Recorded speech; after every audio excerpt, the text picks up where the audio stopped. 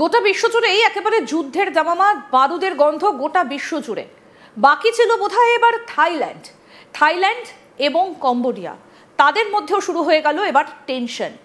ইতিমধ্যে যে খবর আমরা পাচ্ছি যে থাইল্যান্ড এবং কম্বোডিয়ার মধ্যে এই যে একটা টেনশন সৃষ্টি হয়েছে, সেখানে বেশ কয়েকজন আহত হয়েছেন বলেও জানতে পারা যাচ্ছে।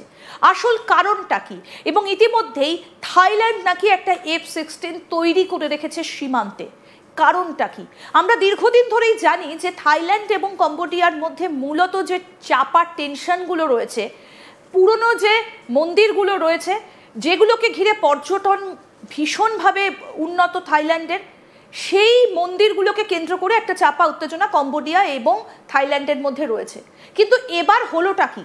কি কারণে এই রকম পরিস্থিতির সৃষ্টি হলো যে F-16 পর্যন্ত নিয়ে আসতে হয়েছে থাইল্যান্ডকে? আমরা পুরো বিষয়টা সম্পর্কে জানবো। আমাদের সঙ্গে রয়েছেন আন্তর্জাতিক সম্পর্ক বিশেষজ্ঞ শুভাশিস ব্যানার্জি। আপনাকে স্বাগত জানাই আজ তাক বাংলায়।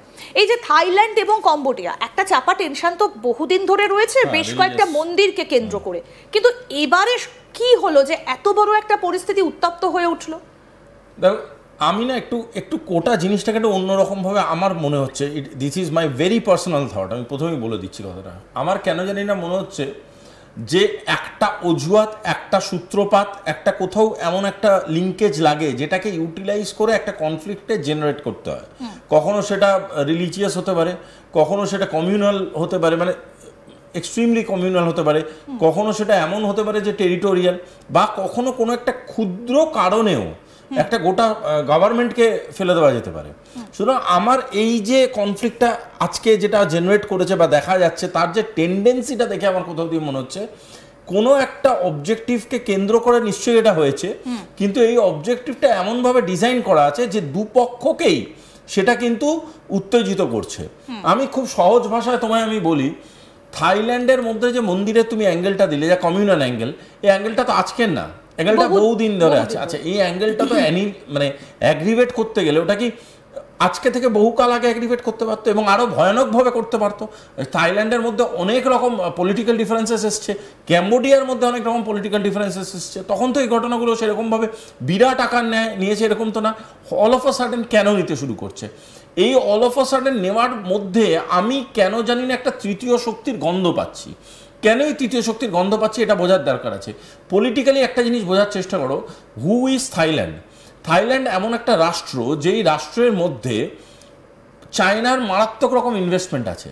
এমন একটা রাষ্ট্র which you can call a cultural কি বলবো পার্টনার অফ ইন্ডিয়া, ঠিক আছে?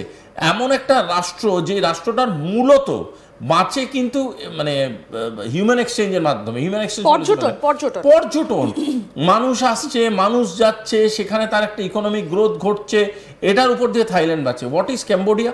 ক্যাম্বোডিয়া এমন একটা দেশ যেখানে প্রচুর প্রাচীন মন্দির রয়েছে। এক্স্যাক্টলি। এবং সেটা সেই মন্দিরগুলো রয়েছে, তাদের যে কালচারাল অবস্থানটা তাকে কিন্তু তারা একটা গুরুত্ব দেয়। এটা নয় যে জাস্ট লাইক দ্যাট, হাজার বছরের পুরনো মন্দির রয়েছে সেখানে। এবং তাদের তুমি যদি ম্যাপে অবস্থান দেখো, সেটা কিন্তু ক্যাম্বোডিয়ার ম্যাপটা এমন একটা জায়গায় ক্যাম্বোডিয়া অবস্থিত যে ক্যাম্বোডিয়ার কিন্তু যেমন থাইল্যান্ডের ওয়াটার এক্সপোজার আছে, ক্যাম্বোডিয়ার একটা ছোট অংশ হলেও ওয়াটার এক্সপোজার আছে। আর তার সাথে ভীষণভাবে লাগোয়া ওই সেক্টরটা হচ্ছে ভিয়েতনাম, লাওস, কারেক্ট? এবার পয়েন্টটা হচ্ছে যে এই যে গোটা সেক্টরটাকে তুমি যদি গত 8-9 বছরে তুমি একটু লক্ষ্য করো, এই যে the business of tourism and the business of cultural exchange কোথায় ছিল আর আজকের ডেটে কোথায় আছে, যদি ইকোনমিক্যালি চিন্তা করো, এই জোনটা কিন্তু ভীষণভাবে ডিপেন্ডেন্ট অন টু ফ্যাক্টরস। একটা ইন্ডিয়াস কোঅপারেশন ডিপ্লোমেসি, আর একটা চাইনিজ ইনভেস্টমেন্টস, এবং ইউএস বারংবার এখানে ইনভেস্ট করেছে। আমি এই জায়গাটা একটু জানতে চাইবো আপনার কাছ থেকে, সেটা হচ্ছে F-16 নিয়ে চলে এলো থাইল্যান্ড। মানে কি হলো এমন যে থাইল্যান্ডকে F-16 আনতে হচ্ছে সীমান্তে? দেখো, একদম অন্য ভাষায় বলি, হ্যাঁ, ব্যাপারটা এরকম। আমার মাছের ব্যবসা ছিল, আমি লোকজনকে মাছ খাওয়াতাম, মাছ সাপ্লাই করতাম, কেটারিংকে দিতাম। তারপর থেকে দেখতে শুরু করলাম যে কেটারিংরা কী করলো, নিজের পুকুর তৈরি করলো, সেই পুকুরে মাছ চাষ শুরু করলো, এবং তারা যেই অনুষ্ঠান বাড়িতে যে রান্না করবে তারা তাদের মতো করে মাছগুলো তৈরি করলো, তাদের মতো করে করলো। এবার সবার আগে আঘাতটা কার লাগলো? আমার, কারণ আমি মাছ ব্যবসায়ী। এবার আমি কি করলাম, এবার আমি দেখলাম সবকটা কেটারিংকে ধরে পিটালে আমার চরিত্র নষ্ট হবে, লোকজন আমাকে বুঝবে আমি ক্রিমিনাল। আমি কি করলাম, আমি গিয়ে দুটো আলাদা আলাদা পুকুরকে ধরে তার মধ্যে দু ড্রপ করে বিষ মেশাতে শুরু করলাম। বিষটা কিন্তু দুটো পুকুরেই ঢালছি আমি। মাছটা মরছে কাদের? কেটারিংদের। কাজ সুবিধাটা আমার কি হচ্ছে, যে ওদের যত মাছ মরছে, মাছের ডিমান্ড তো কমছে না, মাছটা সাপ্লাই করছি আমি। এবং তাতে কি ঘটনাটা ঘটছে, আমার হাতে সেই আবার কন্ট্রোলটা ফিরে আনার চেষ্টা। ইউনাইটেড স্টেটস অফ আমেরিকাকে না বারংবার একটা রিপ্রেজেন্ট করা হয় অ্যাজ ইফ একটা বিরাট বিশ্ব পরিত্রাতা হিসাবে। এরা বেসিক্যালি একটা খুব ডেকোরেটেড অস্ত্র ব্যবসায়ী, এবং এরা দিনের পর দিন যেটা চেয়েছে সেটা হলো যে যত কনফ্লিক্ট, যত ডিস্টারবেন্সকে যত রকমভাবে অ্যাগ্রিভেট করানো যাবে, যত রকমভাবে সেই ডিস্টারবেন্সগুলোকে সাপোর্ট করা যাবে, তত বেশি তারা ফুলে ফেঁপে উঠবে। এবং এই জিনিসটা কিন্তু কোথাও গিয়ে দেখবে একটা জিনিস, যত জায়গা যদি তোমার বাড়িটা খুব শান্তিপূর্ণ হয়, তোমার পাড়ার গুন্ডারা চেষ্টা করে কোনো না কোনোভাবে তোমার বাড়িতে একটা অশান্তি সৃষ্টি করা। কেন এই অশান্তি সৃষ্টি করা? যত অশান্তি সৃষ্টি হবে তত তোমার বাড়ির সাথে ডিট্যাচমেন্ট ঘটবে, যত ডিট্যাচমেন্ট ঘটবে তত তোমার প্রপার্টিটা ভালনারেবল হয়ে যাবে, যত প্রপার্টিটা ভালনারেবল হবে ওই গুন্ডা সেই প্রপার্টিটাকে কিনতে পারবে, কিনলেই ভেঙে প্রমোটিং করবে।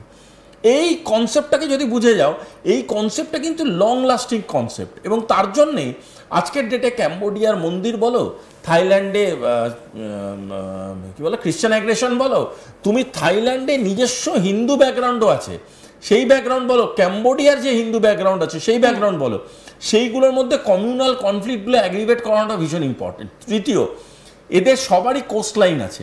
এই কোস্ট লাইন মানেই কিন্তু ট্রেড ইউনিটস। এই ট্রেড ইউনিটসগুলোকে ঘাঁটাটা খুব প্রয়োজনীয়। কেন? এই ট্রেড ইউনিটসগুলো যতটা সুন্দরভাবে উঠবে ততটা সুন্দর কিন্তু চায়না, ইন্ডিয়া, এদের যে রিলেশনশিপসগুলো তৈরি হচ্ছে এশিয়ায়, স্মলার এশিয়া বা বিগার এশিয়ার যে কনসেপ্টগুলো তৈরি হচ্ছে, আজকের দিনে আমরা বিমস্টেক নিয়ে আলোচনা করছি, ব্রিক্স নিয়ে আলোচনা করছি, তার কারণটা কি? একটা অল্টারনেট ট্রেড রুট তৈরি করার চেষ্টা করছি। এই যে পুকুরের কথাটা যে বললাম, যে যার মতো পুকুর তৈরি করার চেষ্টা করছে, সেটাতে খুব চটে যাচ্ছে কে? সেটাতে খুব চটে যাচ্ছে এমন একটা দেশ, যেই দেশটা সব কটা ব্যবসার মধ্যে রাজা সাজার চেষ্টা করেছিল। যাই ব্যবসা তুমি করো না কেন আমাকে পয়সা দিতে হবে, যাই তুমি করবে না কেন আমাকে তার জন্য তোমাকে ভুগতান করতে হবে। কেন করবে ভাই?